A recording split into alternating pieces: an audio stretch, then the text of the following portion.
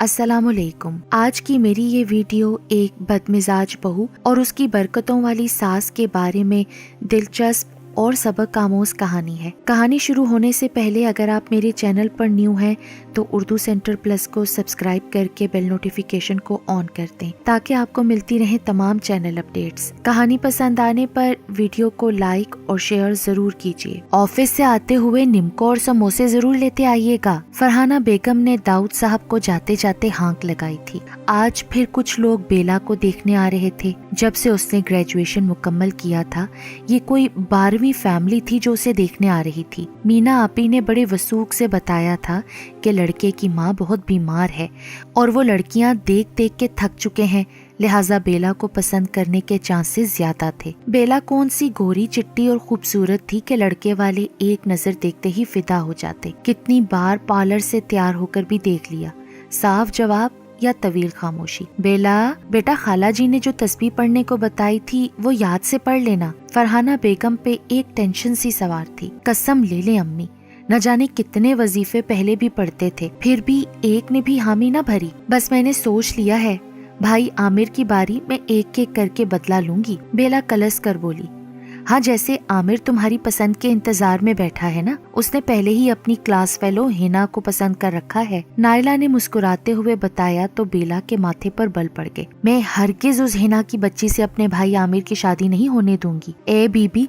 खुदा खुदा करके ये रिश्ता आ रहा है, पहले तुम तो अपनी ससुराल को निकलो। फरहाना बेगम को इस वक्त इन दोनों बहनों की गुफ्तगू से बड़ी कोफ्त महसूस हो रही थी। रमजान आने वाले हैं आपी, अगर इस पार्टी की आंखों में कुछ पढ़कर फूंक तो हो सकता है कि इस ईद पर तुम्हारा भी डोला सवार हो जाए। नायला हंसी, देखा अम्मी, ये है बड़ी बहन की इज्जत इसकी नजर में। बेला रूहानसी सी हो रही थी। फरहाना बेगम न जाने क्यों इस बार बहुत बौखला रही थी। टेलीफोन की घंटी बजी। नायला, जरा जाकर देखो तो किसका फोन है। अम्मी जान, क्या सारे काम मैं ही करूं?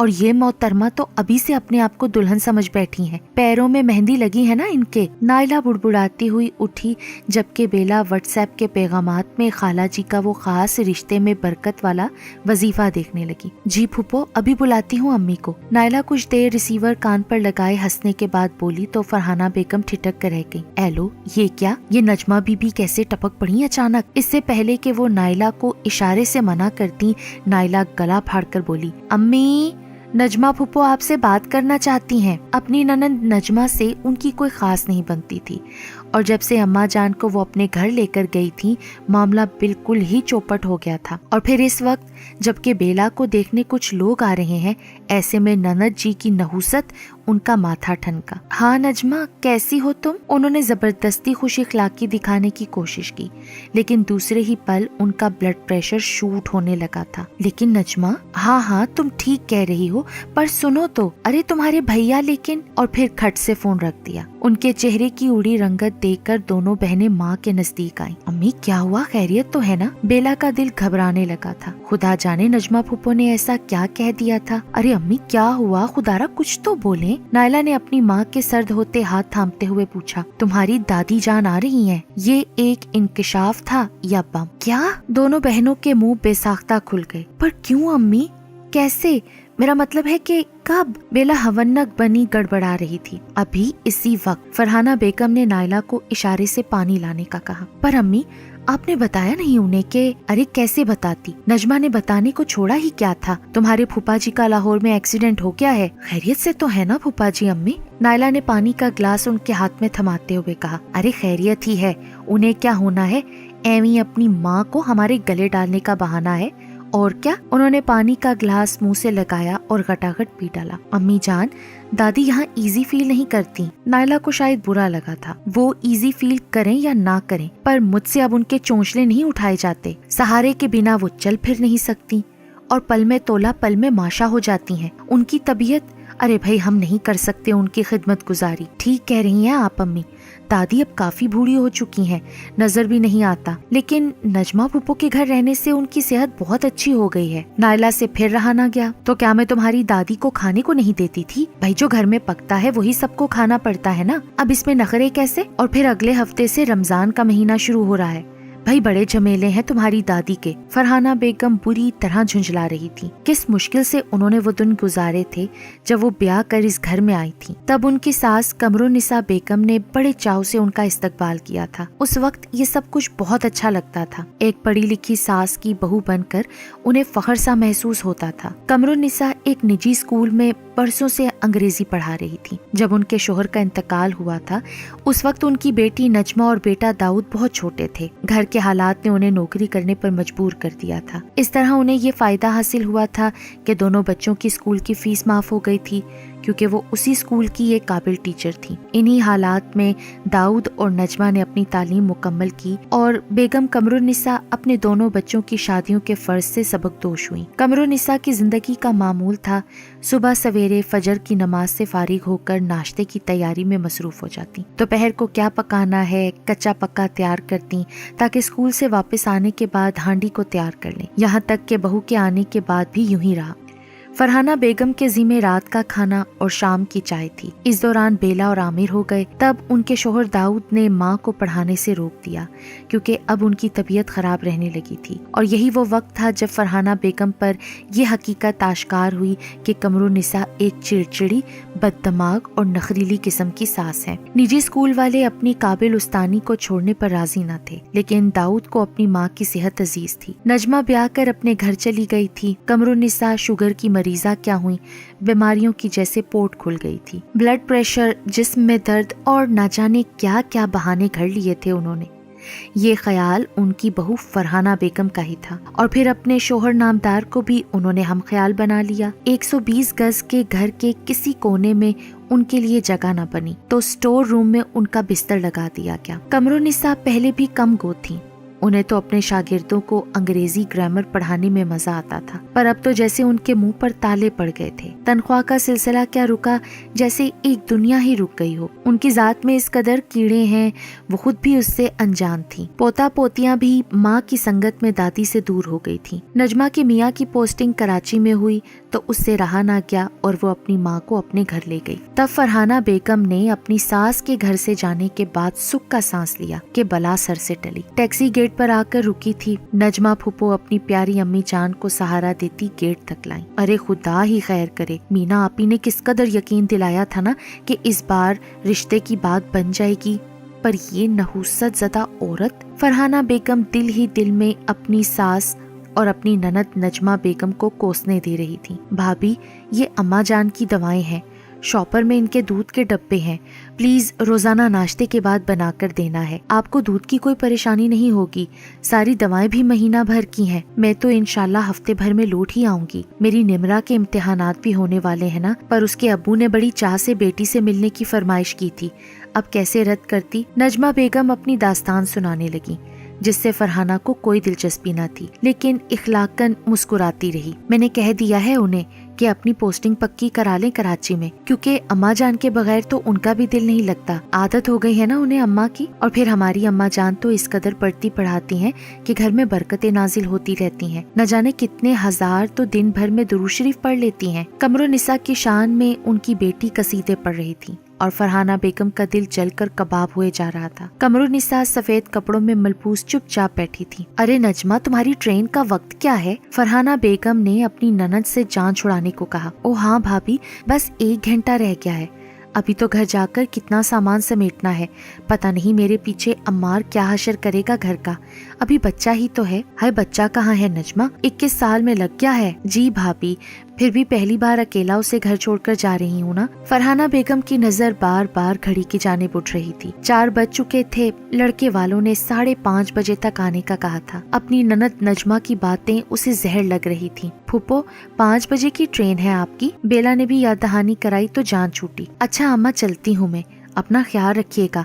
और ये सब आपके अपने ही हैं। कोई भी चीज चाहिए हो, कोई भी बात हो, भाभी जान है ना। और दाऊद भाई से तो मैं खुद फोन करके पूछती रहूंगी आपके बारे में। जाते जाते भी उन्होंने 10-15 मिनट लगा दिए। उनके जाने के बाद फरहाना बेगम की जान में जान आई। आई शुक्र है खुदा का, गई मुसीबत। सास कमरुन्निसा बिस्तर पर दराज छत को घूर रही थी। लड़के वाले अच्छे खासे माकूल थे। लड़का MBA करके किसी बाहर की कंपनी में मुलाजिम था। बस एक छोटी बहन थी, उसकी भी मंगनी तय थी। ईद पर बेटी के साथ वो बेटे के फर्ज से भी सबकदोश होना चाहते थे।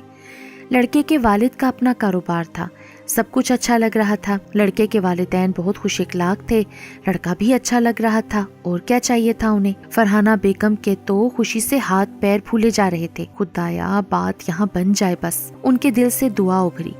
तभी बेला चाय की ट्रॉली लिए ड्राइंग रूम में दाखिल हुई। ये मेरी बेटी है बेला, इसी साल इसने BA किया है। फरहाना बेगम का चेहरा खुशी से दमक रहा था, लेकिन लड़के की माँ के चेहरे के रंग धीमे पड़ गए थे। मामूली नैन नक्श की बेला शायद उन्हें पसंद नहीं आई थी। उनके सीने पर जैसे किसी ने बोझ सा रख दिया हो। हाय मेरी बच्ची के नसीब। बेसाख्ता उनका दिल रो देने को चाहा।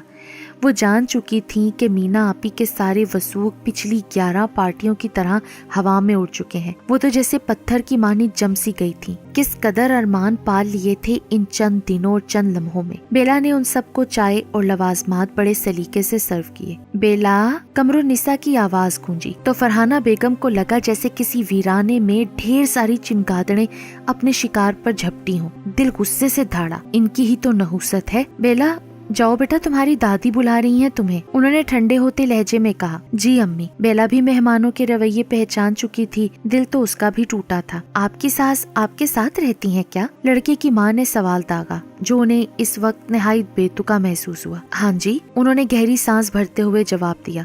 पता नहीं क्यों उनका दिल बड़ी जोर से धड़का था। क्या मैं मिल सकती हूँ आपकी सास से? लड़के की माँ का इसरार बड़ा अजीब सा लगा। जी बिल्कुल, आइए। वो मरे दिल से उठी। फरहाना बेगम उन्हें लेकर चली। शुक्र था कि उनकी ननद नजमा बेगम ने कमरुन्निसा को ढंग के कपड़े पहनाए थे। तस्बीह उनके हाथ से गिर पड़ी थी, शायद इसीलिए उन्होंने बेला को पुकारा था। अरे ये तो मिस कमरुन्निसा है ना? लड़के की माँ के चेहरे पर खुशी का एक रंग सा उभरा था। जी जी, आप जानती हैं इन्हें? ये अभी उनकी बात अधूरी ही थी कि लड़के की माँ ने उचक ली। जी जी, क्यों नहीं। अरे ये तो हमारी अंग्रेजी की टीचर थी, इस कदर प्यार से पढ़ाती थी कि सबसे बुरा लगने वाला अंग्रेजी मजमून भी अच्छा लगने लगा था। मिस कमरुन्निसा, अस्सलाम वालेकुम। आपने मुझे पहचाना नहीं? मैं फरहत हूँ, फरहत शाह। याद है आपको कि मैं अक्सर आपको फूल पेश करती थी? मैं वही फूल वाली फरहत हूँ। लड़के की माँ फरहत शाह घुटनों के बल बैठी बड़ी अकीदत से अपनी उस्तानी कमरुन्निसा को तक रही थी। कमरुन्निसा की बूढ़ी नजरों में इस्तेजाब दर आया और फिर उनके चेहरे पर मुस्कुराहट उभरी। फरहत, तुम? याद है मुझे, हर रोज फूल देती थी मुझे। जी मिस, शुक्र है आपको अब भी याद है। खुदा तक पहुंचने के लिए उनके बंदों के दिल से गुजरना पड़ता है। लड़के की माँ के चेहरे पर खुशी और सरशारी देखकर फरहाना बेगम दंग थी। माजी के दरीचे खुल चुके थे। एक शागिर्द अपनी उस्तानी से मिल रही थी, ऐसे जैसे वो कोई बहुत छोटी सी बच्ची हो। फरहत, फिर कब आओगी बेटा? कमरुन्निसा ने पूछा। अब तो आती जाती रहूंगी मैं, आपकी पोती को अपनी बहू जो बनाना है, अगर आपको एतराज ना हो तो। फरहत शाह के इस जुमले ने फरहाना बेगम के खून में इस कदर गर्मी पैदा कर दी थी कि उन्हें ऐसा महसूस हो रहा था जैसे ये गर्म होता खून उनके कानों और आंखों से बह निकलेगा। बेटा कहाँ है तुम्हारा? उसे तो बुलाओ। कमरुन्निसा के लब हिले।